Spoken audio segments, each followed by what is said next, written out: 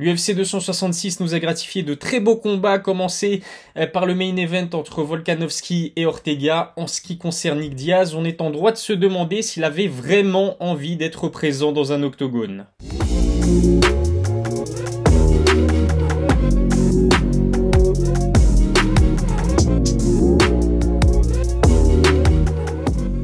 Salut à tous, c'est Ilyes, on se retrouve aujourd'hui pour une nouvelle vidéo, le débrief de l'UFC 266. Il s'est passé énormément de choses, il y avait vraiment beaucoup de spectacles pendant cette UFC 266. Je pense que le public y était pour quelque chose. On sait que quand on est présent dans un événement avec un public nombreux, eh bien ça pousse les combattants à donner le meilleur d'eux-mêmes.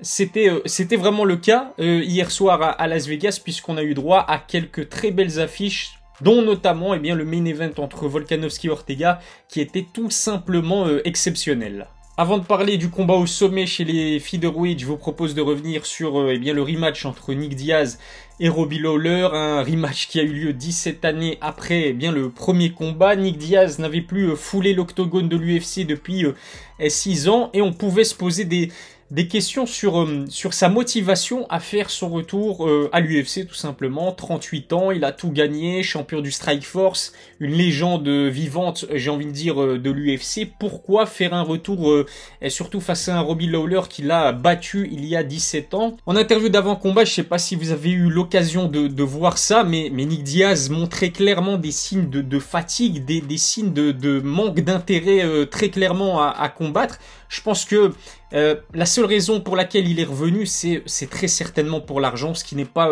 c'est pas les bonnes raisons. Alors bien sûr, je ne juge pas, je sais que les combattants de l'UFC ne touchent pas grand-chose. Il y avait vraiment des risques pour sa santé, et on peut se demander pourquoi son équipe ne lui a pas tout simplement conseillé de ne pas accepter ce combat. Le premier red flag, ça a été de voir le combat déplacé de la catégorie des poids welter, dans lequel il était prévu initialement, à la catégorie des poids moyens. C'était une demande justement du camp Diaz, c'est-à-dire qu'à mon avis, ils ont compris que Nick ne serait pas en capacité d'arriver à faire son cutting et d'arriver à la limite de poids chez les welters, c'est-à-dire 77 kg.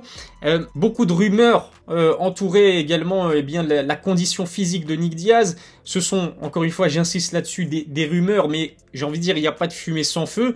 Josh Thompson, l'ancien combattant de l'UFC, a déclaré qu'il aurait vu des images de vidéos de sparring de Nick Diaz et dans lesquelles il se prend un KO. Est-ce que c'est vrai, est-ce que c'est faux? On n'en saura jamais finalement la vérité, on ne saura jamais la vérité. Ce qui est sûr, c'est que Nick Diaz a également fait parler de lui pendant la Fight Week pour son shadow devant la caméra. On l'a vu très très lent.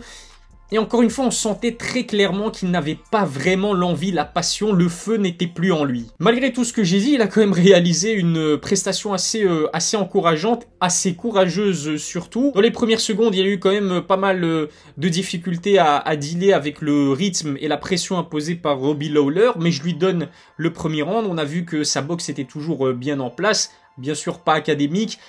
Pas de coup puissant, mais de quoi inquiéter Robbie Lawler. Je donne donc le premier round, curieusement, à Nick Diaz, mais on a rapidement vu que Robbie Lawler était beaucoup mieux préparé, était en bien meilleure condition physique, puisque finalement Robbie s'y est pris comme Nick Diaz et Nick Diaz s'y prennent pour fatiguer leurs adversaires, c'est-à-dire infliger une pression constante et énorme. C'est exactement ce qu'a fait Robbie Lawler, qui remporte donc son combat face à Nick Diaz sur TKO au troisième round, si je ne dis pas de bêtises. Dites-moi ce que vous en pensez, mais moi je ne souhaite pas revoir Nick Diaz dans un combat à l'UFC. Je pense qu'il n'a peut-être encore le niveau pour inquiéter le top 20, voire le top 30 des poids welter.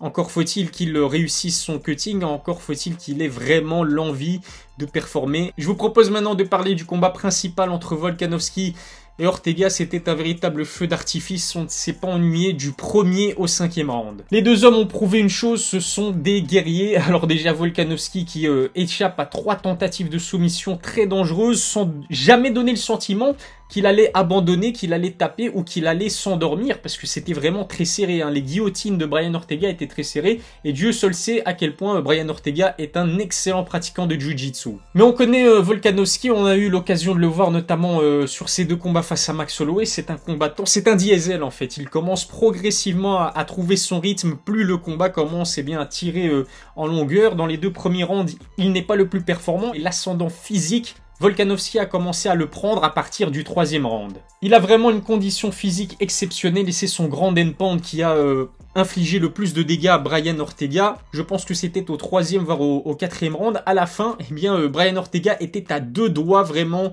de perdre le combat. L'arbitre était vraiment à 2 doigts de stopper le combat parce qu'il prenait beaucoup trop de dégâts et il ne répondait pas, il ne se défendait pas. Heureusement ou malheureusement pour Brian, il a été sauvé par le gong. À force de se faire démolir en grand endpoint, eh bien l'œil de Brian Ortega a pris très cher, très gonflé. On a vu que le médecin a dû intervenir et lui poser des questions sur notamment sa vue. Est-ce qu'il était encore en capacité à continuer le combat avec un œil super gonflé, quasiment totalement refermé. Bien évidemment, quand on sait à quel point Brian Ortega est un véritable guerrier. Mais comme tous les Mexicains, honnêtement, je ne sais pas ce qu'ils ont. Les Mexicains, je ne sais pas ce qu'ils mangent à leur petit déjeuner, mais ce sont vraiment des guerriers, il ne lâchent jamais rien. Ils ont un menton d'acier. Brian Ortega a donc fait honneur à ses origines mexicaines et a donc accepté de continuer le combat malgré un œil très compromis. Il a montré beaucoup de cœur comme Volkanovski. Ce qui était intéressant aussi dans ce combat, c'est que les 2 coachs des dernières équipes de l'Ultimate Fighter eh bien ne s'apprécient pas tout simplement. On a vu pendant la conférence de presse que Volkanovski remettait en question le professionnalisme de Brian Ortega. Il a voulu lui donner une leçon, une fessée pour remettre les pendules à l'heure, mais après la guerre par laquelle il est passé pour remporter ce combat sur décision unanime, parce qu'il a eu du mal, hein, Volkanovski, Brian Ortega lui a vraiment donné du fil à retordre. Je pense qu'il y a maintenant beaucoup de respect entre ces 2 combattants. L'Australien n'a pas un nom clinquant, c'est pas une grande star à l'UFC, mais ça n'en reste pas moins un énorme champion et il faut mettre du respect sur son nom. 20 victoires consécutives, cette victoire face à Brian Ortega est donc son 20e succès consécutif. Il a invaincu depuis 2013, il a battu les meilleurs featherweights de l'histoire de l'UFC, à savoir Max Holloway et José Aldo. C'est vraiment très impressionnant. À part un Max Holloway, honnêtement, je ne vois pas qui pourrait détrôner le champion indéboulonnable, quasiment, qui est devenu Alexander Volkanovski. Et puis, sans surprise, Valentina Shevchenko s'est imposée sur KO technique au 3e round face à Lauren Murphy, qui n'a absolument jamais existé dans le combat, n'a jamais été dangereuse. Sans vouloir manquer de respect à Lauren Murphy, mais c'était prévu, puisque Valentina Shevchenko est l'une des championnes les plus dominantes de l'UFC, tout genre confondu, homme comme femme, elle est vraiment extrêmement forte, elle domine toutes ses adversaires, Valentina Shevchenko.